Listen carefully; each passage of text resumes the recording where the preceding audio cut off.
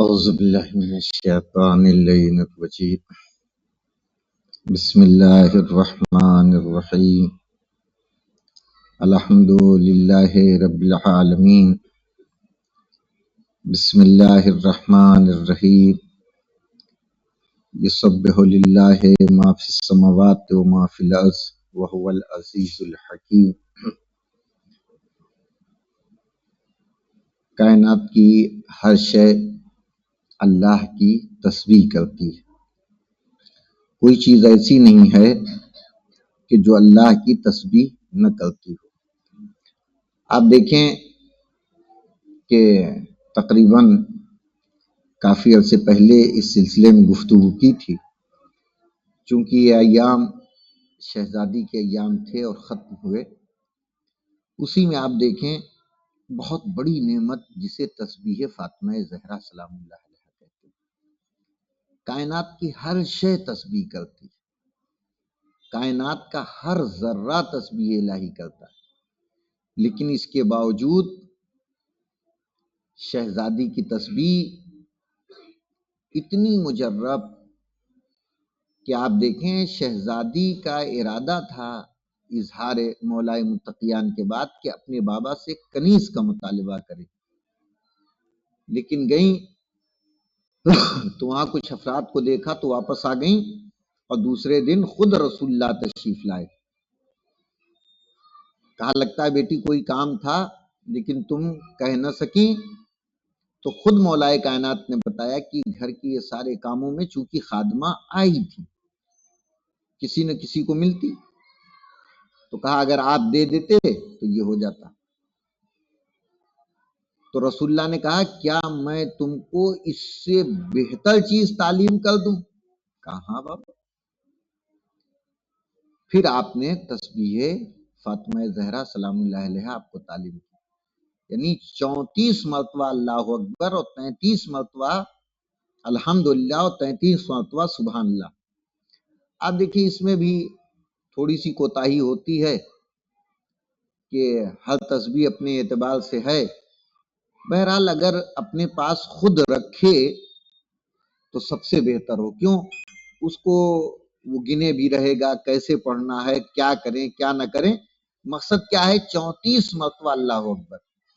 اب جو چیز دین بتا رہا ہے، شریعت بتا رہی ہے، اگر اسی اعتبار سے ہوتا ہے تو اس کے فائدے بھی ویسے ہی ہوتے ہیں۔ اب آپ دیکھیں یہ تسبیح کا ہی کمال تھا کہ شہزادی لینے گئی تھی خادمہ، لیکن وہ ملائکہ جو ہر آن عبادت الہی کیا کرتے تھے وہ شہزادی کے خادم ہو گئے۔ کوئی چکیاں پیسنے آتا ہے، کوئی خیاط الحسنین بن کے آتا ہے، کوئی جو ہے آپ کے بچوں کا گہوارہ جو ہے جھولا جھولاتا ہے، یہ ساری چیزیں کرتا رہا۔ آپ دیکھیں اس کی عظمت روایات میں ہے، اور وہ روایتیں آپ کی خدمت میں عرض کروں گا کہ یعنی قبلے سے منحرف ہوئے بغیر ادھر ادھر آپ دیکھیں کبھی مصافیہ ہو گیا، کبھی کچھ ہو گیا، اور کبھی فوراً آدمی اٹھ کے چلا گیا، یہ ساری چیزیں ہوتی رہتی ہیں، کہیں پہ کچھ کہیں کچھ، لیکن روایات میں اتنی زیادہ تاکید ہے کہ دونوں قدموں کو جیسے تشہد میں بیٹھے ہیں، اگر زیادہ کوئی اذیت نہ ہو، بیماری نہ ہو، تو اسی عالم میں پڑھنا چاہیے، اور قبلے سے منحرف ہوئے بغیر۔ چھٹے امام فرماتے ہیں جو شخص نماز واجب کے بعد قبلے سے منحرف ہونے سے پہلے قبلے کی طرف بیٹھے ہیں، ایسے ہی بیٹھے رہیے، نہ ادھر دیکھا نہ ادھر دیکھا، کچھ نہیں۔ امام فرماتے ہیں جو شخص نماز واجب کے بعد قبلے سے منحرف ہوئے بغیر تسبیح فاطمہ زہرا سلام اللہ علیہ پڑھتا ہے، خدا اس کو بخش دیتا۔ سوچیں وعدہ۔ پھر امام فرماتے ہیں چھٹے امام کہ جس نے تسبیح فاطمہ کو پڑھ لیا گویا اس نے خدا کے لیے ذکر کثیر کو انجام۔ ذکر کثیر جس کی کوئی حد و انتہا نہ ہو، وہ چیزیں۔ پھر آپ دیکھیں ایک شخص امام علیہ السلام کے پاس آیا، اس سے باتیں کی تو امام علیہ السلام کے کلام کو نہ سن سکا۔ امام علیہ السلام نے اس نے اپنے بہرے پن کی شکایت کی تو امام نے فرمایا، اس سے فرمایا تمہیں کس نے منع کیا ہے؟ تم کیوں تسبیح فاطمہ زہرا سلام اللہ علیہا سے غافل ہو؟ تو اس شخص نے کہا میں آپ پر قربان جاؤں، یہ تسبیح فاطمہ کیا ہے؟ تو امام علیہ السلام نے فرمایا 34 مرتبہ اللہ اکبر، 33 مرتبہ الحمدللہ اور 33 مرتبہ سبحان اللہ۔ راوی کہتا ہے کہ میں نے تسبیح فاطمہ زہرا سلام اللہ علیہا کو پڑھنا شروع کیا، وہ شخص کہتا ہے کہ میں نے تھوڑے ہی عرصے میں اس عمل کو انجام دیا تھا کہ میرا بہرا پن ختم ہو گیا۔ یعنی اس نیت سے بھی اگر کوئی شخص پڑھتا ہے کہ میری یہ بیماری دور ہو جائے، یہ مشکل دور ہو جائے، یہ بہرا پن خاص طور سے۔ پھر آپ دیکھیں پانچویں امام فرماتے ہیں جو بھی تسبیح صدیقہ طاہرہ سلام اللہ علیہا پڑھ کر استغفار کرے، تسبیح پڑھی اب استغفار کر رہا، استغفر اللہ ربی واتوب، استغفار کرے تو خدا اس کے گناہوں کو بخش دے گا۔ اور اس تسبیح میں ظاہراً 100 ذکر ہیں، 34 33 67 اور 33 100، ظاہراً 100 ذکر ہوتے ہیں لیکن انسان کے نام اعمال کو 1000 گنا وزنی کر دیتا۔ اب سوچے ایک طرف 1 کلو رکھ دیجئے، ایک طرف جو ہے 100 گرام ہے، یہ 100 گرام لیکن اس کا وزن کلو سے زیادہ ہے، 1000 گنا سے زیادہ ہے۔ شیطان ہی کو دور بھگا دیتی ہے اور رضائے رحمت کو جلب کرتی ہے۔ شیطان بھی تسبیح جو پڑھتا ہے اس سے شیطان بھی بھاگتا ہے اور رحمت الہی اس میں داخل ہو جاتی ہے۔ تسبیح آپ دیکھیں ایسا نہیں دیکھیں پڑھ تو سب رہا ہے، مین چیز ہے متوجہ ہونا اور جتنا کہا گیا ہے اتنا ہی پڑھنا۔ اس میں وہی بتایا کہ اگر خود انسان اپنے پاس تسبیح رکھے تو اس سے معلوم ہوگا کہ 2 دانے ٹوٹ گئے ہیں تو ہم کو پہلے اس میں 2 بڑھا لینا ہے، اس میں یہ کر لینا ہے، یا کامل ہے تو کیا کہنا، سبحان اللہ۔ اس لیے دیکھیں انگلی پہ بھی پڑھ سکتا ہے لیکن تسبیح خاک شفا اس کا ثواب کئی 1000 گنا زیادہ ہو جاتا ہے۔ لہٰذا اگر یہ ہمارے پاس ہے ہم کو کام ہی جب کرنا ہے تو پھر اس کو سلیقے سے کرنا ہے۔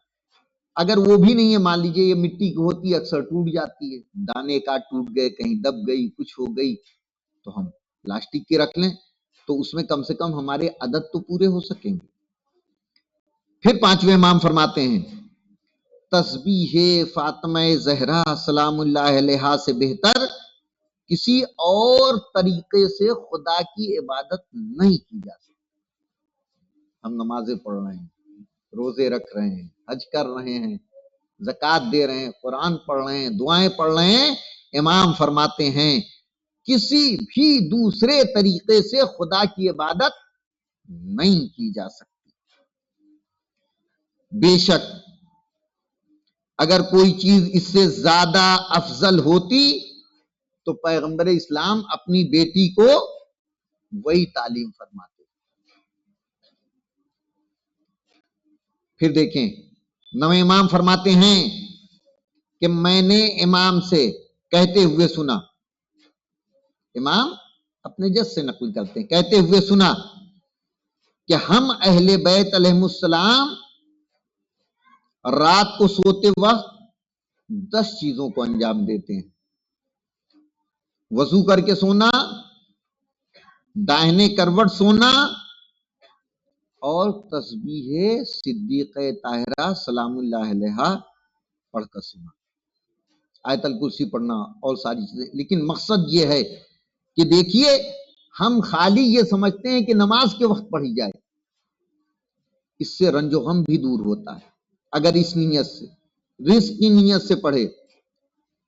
آپ دیکھیں بہرا پن دور ہو جاتا ہے اور اس کے گناہوں کو پروردگار معاف کر دیتا ہے۔ یہ ساری چیزیں اس تسبیح کے فائدے ہیں۔ پھر چھٹے امام فرماتے ہیں جو شخص سوتے وقت تسبیح زہرا سلام اللہ علیہا کو پڑھ کر سوئے تو وہ خدا کا زیادہ سے زیادہ ذکر کرنے والے میں شمار ہوگا۔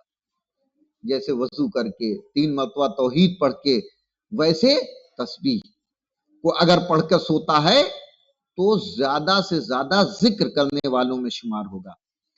چھٹے امام فرماتے ہیں کہ میں نے سنا امام علیہ السلام فرما رہے تھے جو کوئی جناب فاطمہ زہرا سلام اللہ علیہا کی تسبیح کو واجب نماز کے بعد پڑھے تو اس سے پہلے کہ وہ اپنے پیروں کو کھولے، جیسے تشہد میں بیٹھتا ہے دائنا پیر بائیں پیر پشت پہ ہوتا ہے، اگر اس طریقے بیٹھے ہوئے پڑھتا ہے تو کیا ہوتا ہے؟ اس پر جنت واجب ہو جاتی ہے، قبلے سے ہٹے بغیر، نہ دائنے دیکھا نہ بائیں دیکھا، جیسے ہی نماز ختم ہوئی اور فوراً تسبیح فاطمہ زہرا، تو کیا ہے؟ پروردگار اس کے گناہوں کو بخش دیتا ہے، اور جو بغیر پیروں کو کھولے اس کے اوپر جنت واجب کر دیتا ہے۔ ہر نماز واجب کے بعد کہتے ہیں، فرماتے ہیں کہ ہر نماز واجب کے بعد خود امام کہتے ہیں مجھے، میرے نزدیک ہر نماز واجب کے بعد مجھے تسبیح فاطمہ زہرا سلام اللہ علیہا ہر روز 1000 رکعت نماز پڑھنے سے زیادہ پسندیدہ۔ ایک طرف یہ نماز ہے اور ایک طرف نماز کے فوراً بعد تسبیح، یعنی کہتے ہیں کہ ہم اہل بیت اپنے بچوں کو جیسے ان کاموں کو ویسے تسبیح کی تعلیم دیتے، یعنی اسے نہ فراموش کرنا، اسے نہ بھولنا، تو یہ چیز جو ہے بہت اہم ہے۔ ہم اپنے چھوٹے بچوں کے امام فرماتے ہیں ابو ہارون سے فرمایا اے ابو ہارون، ہم اپنے چھوٹے بچوں کو جس طرح نماز پڑھنے کا حکم دیتے ہیں اسی طرح ان کو تسبیح جناب فاطمہ زہرا سلام اللہ علیہا پڑھنے کا حکم دیتے ہیں۔ تم بھی اس کو پڑھنے کو اپنے اوپر لازم بنا لو، کیونکہ جو شخص بھی تسبیح صدیقہ طاہرہ کو مستقل پڑھتا رہتا ہے نماز کے بعد سونے سے پہلے کسی حاجت کے لیے، تو 2 چیزوں کا اس کا بہت بڑا فائدہ ہوتا ہے۔ کبھی شقی القلب نہیں ہوگا، دل کا سخت نہیں ہوگا۔ جب گناہ زیادہ ہو جاتے ہیں تو امام فرماتے ہیں دل سخت ہو جاتا ہے، اور کسی نے شکایت کی تھی مولا غم حسین میں میرے آنسو کم آتے، تو کہا نماز کے بعد استغفار کیا۔ تو ثقیل القلب نہیں ہوگا کون؟ جو ہے تسبیح پڑھتا رہے گا اور کبھی بدبختی میں مبتلا نہیں، یعنی بدبختی سے بچا رہے گا۔ دعا کرتے ہیں پروردگار ہم سب کو اہل بیت کی سیرت پہ چلنے کی توفیق عنایت فرما، مزارات مقدسہ کی حفاظت فرما، علماء النام کے سایوں کو ہمارے سروں پہ باقی فرما، امام کے ظہور میں تعجیل فرما، ہم سب کو ان کے ایوان اور ساتھ میں شمار فرما۔ جن آدھا ہوا تھا اور آدھا باقی تھا غالباً، یہ پورا ہو گیا تھا شبیر بھائی؟ پورا ہو گیا تھا، ہاں صحیح ہے، پورا ہو گیا تھا۔ آج سورہ مزمل ہے، سورہ مزمل جی ہاں 73واں سورہ، سورہ مزمل مکی سورہ ہے، 73 نمبر کا سورہ ہے اور اس کی 20 آیتیں۔ اعوذ باللہ من الشیطان اللعین الرجیم، بسم اللہ الرحمن الرحیم، یا ایہا المزمل قم اللیل الا قلیلا نصفہ او انقص منہ قلیلا او زد علیہ ورتل إنا سنلقي عليك قولا ثقيلا إن ناشئة الليل هي أشد وطئا وأقوم قيلا إن لك في النهار سبحا طويلا واذكر اسم ربك وتبتل إليه تبتيلا رب المشرق والمغرب لا إله إلا هو فاتخذه وكيلا واصبر على ما يقولون واهجرهم هجرا جميلا وذرني والمكذبين أولي النعمة ومهلهم قليلا إن لدينا أنكالا وجحيما وطعاما ذا غصة وعذابا أليما يوم ترجف الأرض والجبال وكانت الجبال كثيبا مهيلا إنا أرسلنا إليكم رسولا شاهدا عليكم كما أرسلنا إلى فرعون رسولا فعصى فرعون الرسول فأخذناه أخذا وبيلا فكيف تتقون إن كفرتم يوما يجعل الولدان شيبان السماء منفطر به كان وعده مفعولا إن هذه تذكرة فمن شاء اتخذ إلى ربه سبيلا إن ربك يعلم إنك تقوم أدنى من ثلثي الليل ونصفه وثلثه وطائفة من الذين معك والله يقدر الليل والنهار علم أن لن تحصوه فتاب عليكم فاقرؤوا ما تيسر من القرآن علم أن سيكون منكم مرضى وآخرون يزرعون في الأرض يبتغون من فضل الله وآخرون يقاتلون في سبيل الله فاقرؤوا ما تيسر منه وأقيموا الصلاة وآتوا الزكاة وأقرضوا الله قرضا حسنا وما تقدموا لأنفسكم من خير تجدوه عند الله هو خيرا وأعظم أجرا واستغفروا الله إن الله غفور رحيم صدق اللہ العلی العظیم۔ سورہ مزمل جیسا کہ آپ کی خدمت میں بیان کیا کہ یہ سورہ مکے میں نازل ہوا اور اس سورے کی 20 آیتیں ہیں۔ ترتیب کے لحاظ سے یہ سورہ 73 نمبر کا سورہ ہے اور اس سورے کی بڑی فضیلتیں۔ سورہ مزمل، اس سورے کی ابتدائی آیتیں ابتدائے تبلیغ سے ہم آہنگ ہیں، یعنی جو رسول اللہ کی تبلیغ کا شروع کا دور تھا یہ اس سے متعلق اور اس سے ملتی جلتی ہیں، لیکن آخری آیتیں مدینے کے ماحول سے آہنگ ہیں۔ اگرچہ یہ سورہ مکے میں نازل ہوا ہے لیکن اس سورے کی جو آخری آیتیں ہیں وہ جو مدینے میں حضور کی زندگی تھی اس سے ملتی جلتی ہیں، اس لیے یہ آیات یا مدنی ہے یا دونوں کے درمیان میں نزول کا کافی فاصلہ پایا جاتا ہے، یعنی کچھ آیتیں ہو سکتا ہے اس سورے کی مکے میں نازل ہوئی ہوں اور پھر کچھ دنوں کے بعد یا کچھ سالوں کے بعد پھر کچھ آیتیں مدینے میں نازل ہوئی اور حضور نے حکم دیا ہو کہ کیونکہ ہوتا یہی تھا کہ خود سوروں کا تعین کون سی آیت کو کہاں پہ رکھا جائے یہ خود رسول اللہ نے معین کیا ہے کہ اس آیت کو فلاں سورے میں رکھو اور اس آیت کو فلاں سورے میں رکھو، اسے اس جگہ رکھو، اسے اس جگہ رکھو۔ رسول اللہ کے انتقال کے بعد ایک مسئلہ پیدا ہوا تھا قرآن جمع کرنے کا، اور اس میں یہ جو بعد میں خلیفہ ہیں انہوں نے بھی اپنا اپنا کام شروع کیا تھا، لیکن ظاہر سی بات ہے کہ اللہ کو جس کی حفاظت کرنا ہوتی ہے تو اللہ اس کا انتظام खुद ही कर देता है। तो तीसरे दौर में जिसको कहा जाता है कि ये जो कुरान है ये खलीफा ने जमा किया है, और इसी वजह से इसको कहते हैं कि ये सुहूफ उस्मान, यानी खुद उस्मान का जमा किया हुआ कुरान है, उस्मान के दौर में।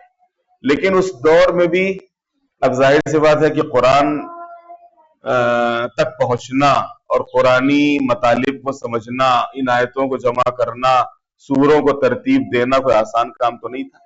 इसके लिए भी जरूरी था कोई ऐसा हो कि जो उधर से इल्म लेके आया हो। रसूलुल्लाह के बाद सिवाय मौला अमीरुल मोमिनीन के कौन था? लिहाजा खुद मौला अमीरुल मोमिनीन को तलब किया गया, और क्योंकि मौला अमीरुल मोमिनीन ने इन तमाम चीजों से कि जो रसूलुल्लाह के इंतकाल के बाद सामने आई थी, पेश आई थी, खुद अपने तौर पर फरमाया था कि मुझे अपना काम करने दो, और अमीरुल मोमिनीन खुद अलग से कुरान जमा कर रहे थे, और उन्होंने अपने लिहाज से सूरों को तरतीब दिया था, आयतों की तफसीर की थी, सूरों की तफसीर की थी। ये और बात है कि वो कुरान कि जिसमें अमीरुल मोमिनीन ने, और उस कुरान और इस कुरान में फर्क यह है कि उसमें मौला अमीरुल, आयतों में कोई फर्क नहीं है, सूरों में कोई फर्क नहीं है। फर्क यह है कि मौला अमीरुल मोमिनीन ने उसमें कौन सी आयत कब नाजिल हुई है, कहां नाजिल हुई, किसके लिए नाजिल हुई है। अगर ये चीज पता चल जाती तो आज सारा मसला ही हल हो जाता और उम्मत में कोई इख्तिलाफ नहीं होता। और यही चीज मुकाबिल वाला आने नहीं देना चाहता था कि कौन सी आयत कब नाजिल हुई, कहां नाजिल हुई, किसके लिए नाजिल हुई। कि अगर यही साफ और 2-2-4 वाली बात साफ हो गया तो फिर कैसे कहेंगे कि नहीं साहब ये फला के लिए आई है, वो फला के लिए आई है, वो फला के लिए आई है। तो पता है कि हाँ कौन सी आयत कहाँ पे आई, किसके लिए आई, क्यों आई है। तो ये उसमें फर्क था। तो बहरहाल जो कमेटी बनी थी उसमें सबसे अच्छी बात ये हुई कि जितने भी लोग थे उनमें से अक्सरियत मौला अमीरुल मोमिनीन के असहाब की थी, और जनाब मिक़दाद, अब जनाब मिक़दाद जैसे अफराद उस कमेटी में थे कि जो कमेटी उस्मान ने बनाई थी कुरान को जमा करने के लिए। और ये जो जनाब मिक़दाद और इन जैसे अफराद थे तो ये खुद मौला अमीरुल मोमिनीन की खिदमत में आते थे, और मौला अमीरुल मोमिनीन की खिदमत में आने के बाद कहते थे कि मौला अब ये काम हमें सुपुर्द किया गया, लेकिन हमारी तो क्या मजाल और हमारी क्या हिम्मत, अब आप फरमाइए कि हम कहाँ पे क्या रखें। तो मौला अमीरुल मोमिनीन उनको बताते थे कि ये आयत यहाँ पे रख दो, ये सूरा यहाँ पे रख दो, और इस तरीके से ये कुरान जमा हुआ कि जिसको कहा जाता है कि दौरे उस्मान में जमा हुआ है। इस कुरान से मुताल्लिक क्योंकि उस वक्त से लेके और आज तक शक किया जाता है और शियों पे इल्जाम लगाया जाता है, और शियों पे इल्जाम ये लगाया जाता है कि तहरीफ के कायल हैं। ये कहते हैं कि आयतें जो है वो कुछ रखी नहीं गई, और वो असल कुरान जो है वो मौला इमाम ज़माना के पास है, जब आएंगे तो लेके आएंगे, और ये तो ऐसे ही बस है। इसी कुरान के मुताल्लिक ये जो कुरान हमारे हाथों में है, मौला अमीरुल मोमिनीन की खिदमत में एक शख्स आया, छठे इमाम के दौर की बात है, छठे इमाम ने इस रवायत को नकल किया है कि मौला अमीरुल मोमिनीन की खिदमत में एक शख्स आया और आने के बाद कहा कि मौला ये जो कुरान है ये दुरुस्त है, इसमें जो आयतें हैं, जो सूरे हैं वो दुरुस्त है। मौला ने एक जुमला फरमाया, और वाकई बड़ा प्यारा जुमला था। मौला ने फरमाया कि जितना भी है और जो भी है इसी पे अमल कर लो, जन्नत पे चले जाओगे। नहीं, इतना प्यारा जवाब है मौला का कि वो जितना भी है और जो भी है तुम अगर इसी पे अमल कर लो तो जन्नत में चले जाओगे, बाकी तुम न पढ़ोगे। हाँ, जाहिर सी बात है अगर मौला अमीरुल मोमिनीन उसके मुताल्लिक कुछ भी अगर बयान करते तो मौका मिल जाता और आगे के लिए कुरान पे लोग शक करने लगते। लिहाजा बेहतरीन जवाब मौला अमीरुल मोमिनीन ने दिया इस तहरीफ के दरवाजे को बंद करने के लिए, ताकि किसी की हिम्मत ना हो सके और कुरान के ऊपर वो शक कर सके। तो यहां के ऊपर अब ये जो सूरह मुज़म्मिल है, या अय्युहल मुज़म्मिल, मुज़म्मिल कहते हैं चादर लपेटने वाले को, जैसे शाल लपेटते हैं, चादर लपेटते हैं, तो इस चादर लपेटने वाले को मुज़म्मिल कहा जाता है। तो हुजूर क्या करते थे आमतौर से, आज भी हमारे हिंदुस्तान में अगर आप हमारे मगरबी यूपी में आएंगे, यानी जो पश्चिमी यूपी है या पंजाब का इलाका है, तो वहां आपको अक्सर आजकल का जो जमाना है, ये जो सीजन है थोड़ा सा सर्दी वाला सीजन, हर आदमी आपको चादर लपेटे मिलेगा। खास करके देहातों में अगर आप जाइए तो हर आदमी चादर लपेटे मिलेगा आपको, चादर लपेटे। तो खुद राजस्थान में बाकायदा एक फैशन, एक रवाज है चादर लपेटने का, कि वो चादर लपेट के जाते हैं। ये जैसे यहाँ शाल उड़ाने का है गुजरात में, कि शाल उड़ाते हैं या शाल ओढ़ते हैं, शादियों में भी शाल उड़ाते हैं और ओढ़ते हैं। तो चादर में लिपटे हुए को क्या कहते हैं? मुज़म्मिल, चादर में लपेटे हुए को। तो या अय्युहल मुज़म्मिल, ए मेरे चादर में लपेटने वाले, ए मेरे चादर में लपेटने वाले, रात को उठो मगर जरा कम। यानी रसूलुल्लाह अपने को चादर में लपेट लेते थे, तो उन्हीं को खिताब करके खिताब हो रहा है। अब यहां के ऊपर एक जो चीज काबिल गौर है वो ये कि वो परवरदिगार जो सबको इबादत का हुक्म देता है कि तुम इबादत करो, नमाज पढ़ो, रातों को खड़े हो, रातों को जागा करो, और वही अल्लाह अपने हबीब से कह रहा है कि खड़े हो लेकिन थोड़ा कम खड़े हुआ करो, इबादत करो लेकिन थोड़ी कम इबादत करो। अब इसी से अंदाजा लगाना चाहिए कि रसूलुल्लाह कितनी इबादत करते थे कि अल्लाह को रोकना पड़ा कि इबादत करो लेकिन थोड़ा कम, रातों को खड़े हुआ करो लेकिन थोड़ा सा कम खड़े हुआ करो। इसलिए कि हुजूर के लिए मिलता है कि आप रातों को इस तरीके से खड़े होते थे कि आपके पैरों में वरम आ जाता था, सूजन सूज जाते थे पैर खड़े खड़े अल्लाह की बारगाह में पूरी पूरी रात। अब जाहिर बात है आजकल ये सर्दियों की इतनी बड़ी रात है, भाई गर्मियों में तो छोटी रात होती है, लेकिन सर्दियों की इतनी बड़ी रात, और इस रात में भी अब आजकल तो ये जमाना ही बदल गया, कहीं 10-11 बजे रात होती है। अगर आप पीछे जाइए 25-50 साल पहले तो 7 बजे रात हो जाती थी।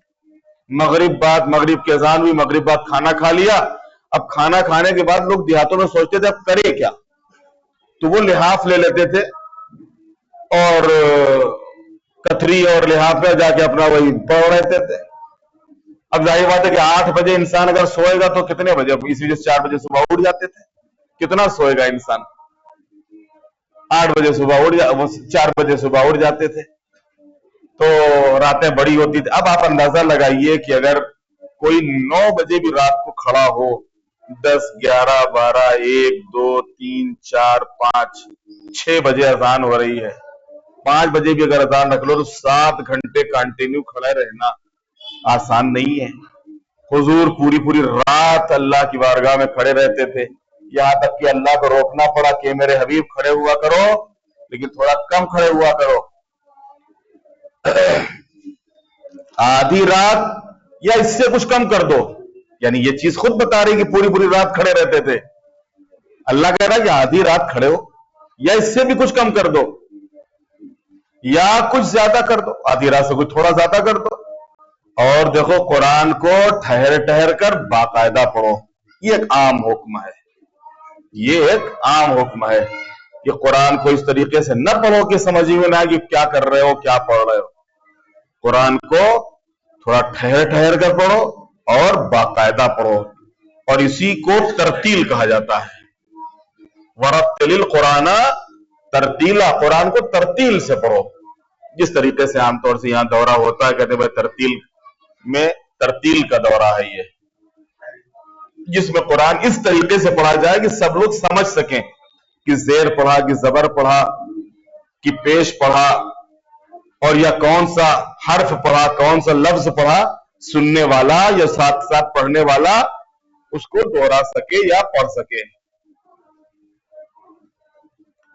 या हम अनकरीब तुम्हारे ऊपर एक संगीन हुक्म नाजिल करने वाले हैं। संगीन का मतलब, अब जाहिर सी बात है हुक्म तो हर हुक्म संगीन ही था, जो अल्लाह की तरफ से वही आती थी वो सब अहम ही होती थी और संगीन ही होती थी। हम अनकरीब तुम्हारे ऊपर एक संगीन हुक्म नाजिल करने वाले हैं। बेशक रात का उठना नफ्स की पामाली के लिए बेहतरीन जरिया और जिक्र का बेहतरीन वक्त है। नफ्स जो है तमाम खराबियों की जड़ है, तमाम खराबियों की बुनियाद है। नफ्स इंसान का, ये जो नफ्स है इसको राम करने के लिए, अपने काबू में करने के लिए बेहतरीन जरिया रात को उठना है। اگر کوئی انسان رات کو اٹھنے کا عادی ہو جائے تو یہ نفس بہت ہی جلدی اس کے قابو اور اس کے اختیار میں آ جائے گا، اور اگر وہ نہیں اٹھ پا رہا ہے تو اس کا مطلب کہ ہمارا نفس ہمارے قابو اور اختیار میں نہیں ہے۔ اس لیے کہ عام طور سے انسان سوتا ہے، اٹھ جاتا ہے، پھر بھی کھڑے ہونے کا دل نہیں کرتا ہے، آنکھ کھل جاتی ہے 4 بجے 5 بجے یا نماز صبح سے آدھا گھنٹے پہلے آنکھ کھل گئی، اب پھر بھی جو ہے وہ دل نہیں چاہتا ہے کہ اٹھے، اور بتا بھی اذان ہوگی، اذان کے بعد نماز کا وقت تو رہے گا، بعد میں پڑھ لیں گے نماز۔ یہ کب ہوتا ہے؟ کہیں نہ کہیں سے بہرحال نفس میں کوئی خرابی ہوتی ہے، اس وقت یہ صورت پیدا ہوتی ہے۔ ہم ان قریب تمہارے اوپر ایک سنگین حکم نازل کرنے والے ہیں۔ اس سنگین حکم سے متعلق یہاں پر دیا ہوا ہے کہ بے شک قرآن کے احکام بڑی سنگین حیثیت رکھتے ہیں، اور ان پر عمل کرنا ہر کس و ناقص کے بس کا کام نہیں ہے۔ یہ صرف نماز روزہ نہیں ہے کہ وہ صرف کاہلوں کے لیے ثقیل ہے، یہ تبلیغ دین، لوگوں کو ڈرانا، جہاد اور کفار سے مقابلہ جیسے مسائل ہیں جو واقعاً سنگین ہیں۔ یعنی یہاں پر جو اللہ نے کہا کہ ہم ان قریب تم کو سنگین حکم دینے والے ہیں یا سنگین پیغام دینے والے ہیں، اس سنگین حکم یا سنگین پیغام سے مراد یہ نماز اور روزہ اور حج اور زکوٰۃ اور خمس وغیرہ نہیں ہے، بلکہ اس سے مراد ممکن ہے کہ تبلیغ دین یہ کام بڑا سنگین ہے، یا اسی طریقے سے لوگوں کو ڈرانا، اللہ کی طرف بلانا، یا جہاد کے لیے نکلنا اور کفار سے مقابلہ کرنا وغیرہ وغیرہ، یہ سنگین احکام ہیں جن کے لیے بڑی قوت قلب، یاد خدا اور مالک کائنات کی طرف مکمل توجہ کی ضرورت ہے، جس کے بغیر کوئی انسان اس کام کو انجام نہیں دے سکتا ہے۔ بے شک رات کا اٹھنا نفس کی پامالی کے لیے بہترین ذریعہ اور ذکر کا بہترین وقت ہے۔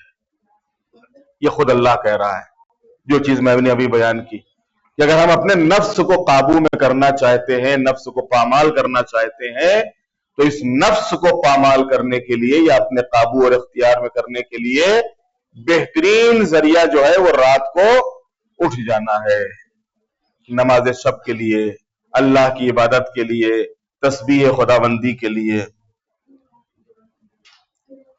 یقیناً آپ کے لیے دن میں بہت سے مشغولیات ہیں، ظاہر سی بات ہے کہ عام آدمی کے لیے، اور ایک عام مبلغ وہ بھی سوچتا ہے کہ دیکھو آج کیا مسئلہ بیان کریں گے، اور آج کیا مجلس پڑھیں گے، اور آج کیا ہوگا۔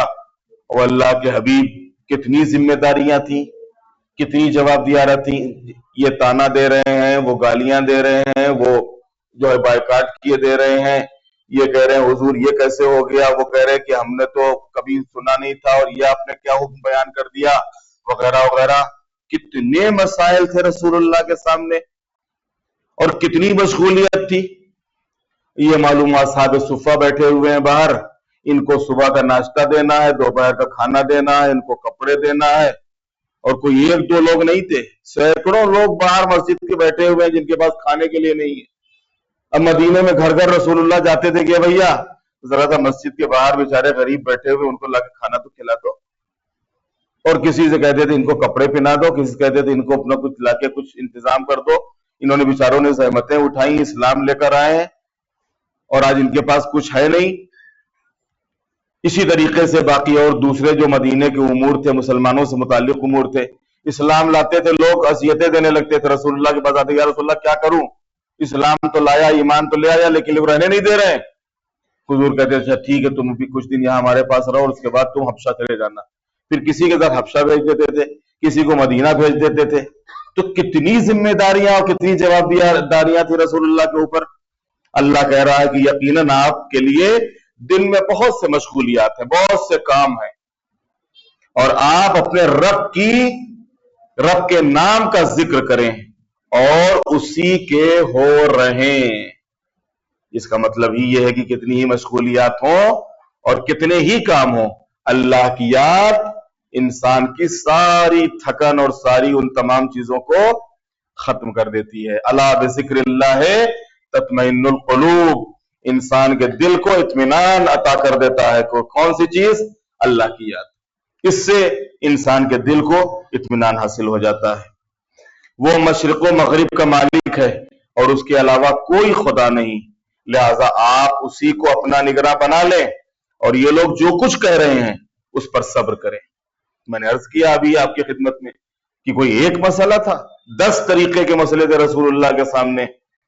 अल्लाह ने कहा कि जो कुछ कह रहे हैं, जो कुछ कर रहे हैं, इनको करने दो, इनको कहने दो, आप इसकी परवाह ना कीजिए और आप सब्र कीजिए, आप सब्र करें और इन्हें खूबसूरती के साथ अपने से अलग कर दें, बहुत ही खूबसूरती के साथ। और हमें इन दौलतमंद झुठलाने वालों को और हमें और इन दौलतमंद झुठलाने वालों को छोड़ दें और इन्हें थोड़ी मोहलत दें। हमारे पास इनके लिए बेड़ियां और भड़कती हुई आग है और गले में फंस जाने वाला खाना और 10 दर्दनाक अजाब है। जिस दिन जमीन और पहाड़ लर्जे में आ जाएंगे, पहाड़ रेत का एक टीला बन जाएंगे। बेशक हमने तुम लोगों की तरफ तुम्हारा गवाह बनाकर एक रसूल भेजा है, जिस तरह फिरौन की तरफ रसूल भेजा था।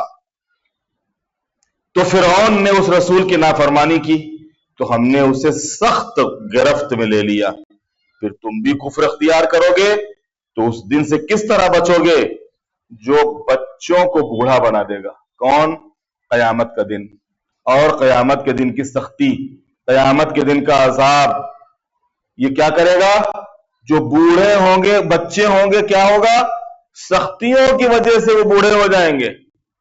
ये एक ताबीर है, ये जो है एक ताबीर है, बयान करने का तरीका है, समझाने का अंदाज है। वरना कयामत के लिए मिलता है कि वहां के ऊपर सब एक एज में होंगे। दुनिया में जो बूढ़े हैं वो भी और जो बच्चे हैं वो भी, वो सब एक एज में उठाए जाएंगे वहां के ऊपर। और कोई 80 साल और कोई 50 साल और कोई 10 साल का वहां नहीं दिखेगा, वहां सब एक एज में दिखेंगे। या अगर उस एज में, जिस एज में मरे हैं, अगर उसमें उठाए भी जाएंगे तो उनके अंदर चलने फिरने, बोलने, खाने पीने और इन तमाम चीजों को बर्दाश्त करने और की कुव्वत और सलाहियत होगी। फिर तुम भी कुफ्र अख्तियार करोगे तो उस दिन से किस तरह बचोगे जो बच्चों को बूढ़ा बना देगा। जिस दिन आसमान फट पड़ेगा, और ये वादा बहरहाल पूरा होने वाला है। ये दर हकीकत इबरत व नसीहत की बातें हैं और जिसका जी चाहे अपने परवरदिगार के रास्ते को इख्तियार कर ले। आपका परवरदिगार जानता है कि आप 2/3 रात के करीब या निस्फ शब या 1/3 रात कयाम करते हैं और आपके साथ एक गरोह और भी है। और अल्लाह दिनों रात का सही अंदाजा रखता है, वो जानता है कि तुम लोग उसका सही एहसान न कर सकोगे। रसूलुल्लाह, अल्लाह ताला कह रहा है कि आप और आपके साथ एक गरोह और भी है कि जैसे आप रातों को खड़े होते हैं वैसे वो भी रातों को खड़ा होता है और रातों की इबादत करता है। ये कौन थे एक गरोह? ये जो रसूलुल्लाह के साथ वाला गरोह था, ये कौन था? मौला अली, जनाब फातिमा, इमाम हसन, इमाम हुसैन, जनाब सलमान फारसी, जनाब उज़र गफारी, जनाब मिक़दाद जैसे असहाब। ये गरोह और भी है या रसूल अल्लाह कि जो आपके के साथ साथ रातों को इबादत करने वाला है और कयाम करने वाला है। और अल्लाह दिन और रात का सही अंदाजा रखता है, वो जानता है कि तुम लोग इसका सही एहसान न कर सकोगे। अब यहां के ऊपर भी एक इब्तिदा में परवरदिगार ने आधी रात, यहां पर कहा ना कि आप आधी रात, फिर कहा कि 2 सुलुस, फिर कहा 1 सुलुस। तो इब्तिदा में परवरदिगार ने निस्फ शब यानी आधी रात, फिर सुलुस शब और 2/3 रात में कयाम का हुक्म दिया। और ये इंतहाई मुश्किल साबित हुआ कि सही हिसाब ना हो सकने की बिना पर बाज अफराद रात भर कयाम करते थे, तो खुदा ने इस हुक्म को माफ कर दिया। कहा कि अब ये हम करते ही नहीं है कि एक तिहाई की, 2/3 की, 1 सुलुस। इसमें लोग अंदाजा नहीं लगा पाते थे कि अब सुलुस का अंदाजा कहां से लगाएं, निस्फ का अंदाजा कहां से लगाएं और कौन कितना खड़ा हुआ उसका अंदाजा कहां से लगाएं। اللہ نے کہا کہ نہیں یہ سب اب کچھ نہیں، ہم اس حکم کو اٹھا ہی لیتے ہیں، اس حکم کو تمہارے اوپر سے معافی کیے دیتے ہیں، یہ 1 ثلث اور 2 ثلث والا، اب تم کو جتنا دل چاہے، تم جتنا کھڑے ہو سکتے ہو رات کو اتنا کھڑے ہو جاؤ، جتنا تم عبادت کر سکتے ہو تم اتنی عبادت کر لو رات کو، تم نماز صبح سے پہلے 10 منٹ کھڑے ہو سکتے ہو 10 منٹ کے لیے کھڑے ہو جاؤ، جو واجب عمل ہے وہ انجام دے لو، آدھا گھنٹہ پہلے کھڑے ہو سکتے ہو آدھا گھنٹہ پہلے جاگ جاؤ، آدھا گھنٹہ پہلے کھڑے ہو جاؤ۔ تو اس حکم کو معاف کر دیا اور صرف بقدر امکان قیام کی اجازت دے دی۔ دوسری طرف لوگوں کی بیماری، سفر اور جہاد کا بھی مسئلہ تھا، لہذا سہولت دینا ضروری تھا، لیکن یہ سب نماز شب کے لیے تھا۔ اصل نماز واجب اور زکوٰۃ کی ادائیگی بہرحال اپنے مقام پر ہے، اس میں کوئی کمی اللہ نے نہیں کی ہے کہ ہاں تم اگر ایسے نہیں ہو ویسے ہو تو تم نماز کم کر دینا یا اس کی رکعتوں کو کم کر دینا وغیرہ وغیرہ۔ اور جتنا تم قرآن پڑھ سکتے ہو ممکن ہو اتنا قرآن پڑھ لیا کرو، کہ وہ جانتا ہے کہ عنقریب تم میں سے بعض مریض ہو جائیں گے، بعض رزق خدا کو تلاش کرنے کے لیے سفر پہ جائیں گے، بعض راہ خدا میں جہاد کریں گے، تو جتنا ممکن ہو تلاوت کرو اور نماز قائم کرو اور زکوٰۃ ادا کرو۔ اب یہاں کے اوپر دیکھیں قرض حسنہ کا حکم ہے، اور اللہ کو قرض حسنہ دو، اور پھر جو کچھ بھی اپنے نفس کے واسطے نیکی پیشگی بھیج دو گے اسے خدا کی بارگاہ میں تم حاضر پاؤ گے، بہتر اور اجر کے اعتبار سے عظیم تر، اور اللہ سے استغفار کرو کہ وہ بہت زیادہ بخشنے والا اور مہربان ہے۔ دیکھیے ابتدا سے اب تک یہ مطالبہ 7 مرتبہ قرآن مجید میں آیا ہے، اللہ کو قرض حسنہ دو، اللہ کو قرض حسنہ دو، اللہ کو قرض حسنہ دو، کتنی مرتبہ؟ 7 مرتبہ۔ 7 مرتبہ اللہ نے اس مطالبہ کیا ہے، اور خدا مسلسل کار خیر اور قرض حسنہ کی طرف بندوں کو متوجہ کر رہا ہے کہ روز قیامت یہی کام آنے والا ہے۔ قرض حسنہ سے مراد کیا ہے؟ یعنی اللہ کی راہ میں دے دینا، اللہ کی راہ میں خرچ کر دینا، کسی کے کام آ جانا، کسی کے سر پہ ہاتھ رکھ دینا، کسی کا ہاتھ پکڑ لینا، یہ جو ہے یہی کام آئے گا تمہارے آخرت کے دن، اور کوئی دنیا داری یا ذخیرہ اندوزی کام آنے والی نہیں ہے۔ اور اس طریقے سے اور اللہ سے استغفار کرو کہ وہ بہت زیادہ بخشنے والا اور مہربان ہے۔ الحمدللہ رب العالمین، صدق اللہ العلی العظیم۔ ایک مرتبہ سورہ حمد کی تلاوت فرما کر اس درس میں جو حضرات موجود ہیں ان کے مرحومین اور وہ تمام علماء اور مجتہدین اور مومنین جو آج ہمارے درمیان میں نہیں ہیں ان کی ارواح کو بخش دیں۔ الرحمن الرحیم مالک یوم الدین صراط الذین انعمت علیہم غیر المغضوب علیہم ولا